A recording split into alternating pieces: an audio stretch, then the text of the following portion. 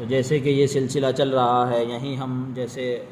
کتنی مرتبہ ایسا ہوتا ہے کہ عامل جب کسی مریض کا علاج کرتے ہیں تو اس کو کمزوری کا سامنا کرنا پڑتا ہے، یعنی پہلے اس پر جنات تھے اور جنات اترے تو اس کے جسم میں کمزوری آ جاتی ہے، جادو تھا تو جادو جب اس کو کاٹ دیا تو جادو کاٹنے کے بعد بھی جسم میں کمزوری آ جاتی ہے، اور پھر وہ واپس سے عاملین کو شکایت کرتے رہتے ہیں کہ ہمارے جسم میں کمزوری ہے اور یہ سب علامات ہیں، تو اس کے بعد بھی یہ عمل کام میں لایا جا سکتا ہے، اس کو پھر علاج کے لیے دیا جا سکتا ہے۔ اس کے علاوہ اگر جسمانی مرض کسی کا ہے اور اس کی وجہ سے اس کو بہت زیادہ کمزوری ہے تب بھی یہ کام آ سکتا ہے، اور اسے کوئی مرض نہیں ہے صرف کمزوری ہے، اس میں بھی یہ عمل کام میں لایا جا سکتا ہے۔ دیکھیے، کمزوری دور کرنے کے لیے اگر کسی شخص کو کسی مرض کی وجہ سے غیر معمولی کمزوری کا سامنا ہو، تو غیر معمولی یعنی کہ معمولی کے علاوہ بہت یعنی بھاری کمزوری اس کو ہو جائے،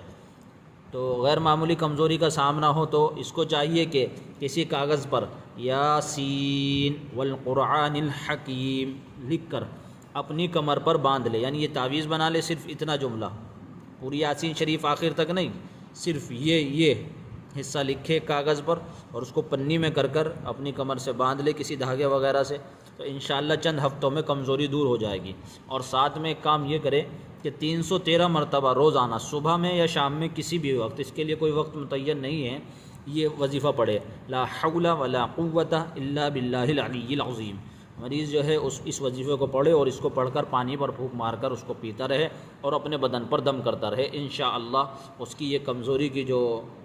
شکایت ہے چند ہی ہفتوں کے اندر اندر دور ہو جائے گی۔